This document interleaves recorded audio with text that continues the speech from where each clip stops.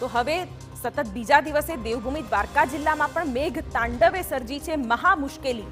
શુક્રવારે દ્વારકાને ધમરોળ્યા બાદ હજુ કસર રહી ગઈ હોય તેમ આજે પણ મેઘરાજાએ ધડબડાટી બોલાવી, જેના કારણે જાણે ફરી પાણીમાં ડૂબી ગઈ છે શ્રી કૃષ્ણની દ્વારકા નગરી। વાત કરીએ દેવભૂમિ દ્વારકાની તો અહીં 24 કલાકમાં 18.5 ઇંચથી પણ વધુ વરસાદ ખાબક્યો, જેને પગલે યાત્રાધામ દ્વારકામાં જળબંબાકારની સ્થિતિ સર્જાઈ। ભારે વરસાદને પગલે દ્વારકાના ભદ્રકાળી ચોકની 100 જેટલી દુકાનો અને 30 હોટલોમાં વરસાદી પાણી ભરાઈ ગયા હતા। તો આ તરફ બેટ દ્વારકામાં વીઆઈપી પાર્કિંગની દિવાલો ફરી એકવાર ધરાશાયી થઈ હતી અને પાર્કિંગમાં વરસાદી પાણી ફરી વળતા ભારે વરસાદ વચ્ચે સૌથી ચિંતાજનક દ્રશ્યો કલ્યાણપુરમાંથી સામે આવ્યા।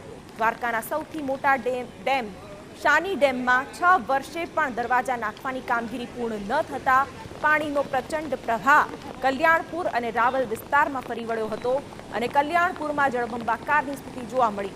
તો કલ્યાણપુરના ચૂર ગામ અને ચપ્પર ગામને જોડતા મુખ્ય માર્ગ ઉપર એ હદે પાણી ફરી વળ્યા હતા કે જવા માટે રસ્તો ક્યાં, તે જ મોટો સવાલ હતો। ભારે વરસાદને પગલે કલ્યાણપુરના અનેક ગામોને જોડતા રસ્તા હાલ બંધ કરી દેવાયા છે। ધોધમાર વરસાદથી જળમગ્ન બની દ્વારકા નગરી। ભારે વરસાદથી દ્વારકાના વિસ્તારો પાણી થયા। ભદ્રકાળી ચોકની 100 દુકાનો અને 30 હોટલો જાણે કે પાણીમાં ગરકાવ થઈ ગઈ। ભદ્રકાળી ચોક ઉપરાંત રબારી ગેટ અને તીનબત્તી ચોકમાં જળબંબાકારની સ્થિતિ સર્જાઈ। રાવળા તળાવના વિકાસ બાદ દર વર્ષે પાણી ભરાતા હોવાના સ્થાનિકોએ આક્ષેપો પણ કર્યા।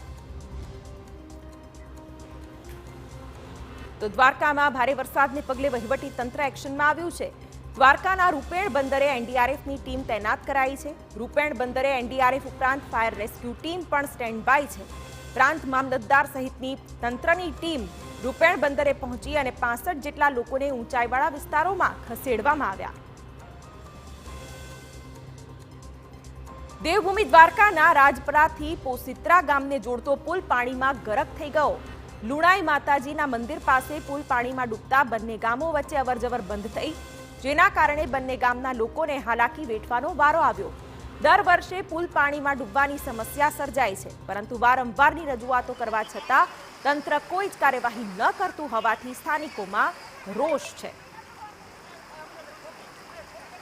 દ્વારકાના કલ્યાણપુર, સૂર્યાવદર, રાવલ સહિતના વિસ્તારોમાં આજે પણ ધોધમાર વરસાદ વરસ્યો।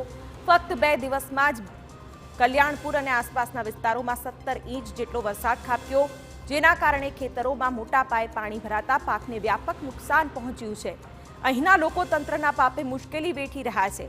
દ્વારકા જિલ્લાના સૌથી મોટા સાની ડેમના દરવાજાનું કામ વર્ષોથી ચાલી રહ્યું છે। છેલ્લા 6 વર્ષથી સાની ડેમમાં દરવાજા નાખવાનું કામ પૂર્ણ થયું નથી, જેના કારણે પાણીનો સંગ્રહ થઈ શકતો નથી અને આ પાણી ગ્રામ્ય વિસ્તારોમાં ફરી વળે છે।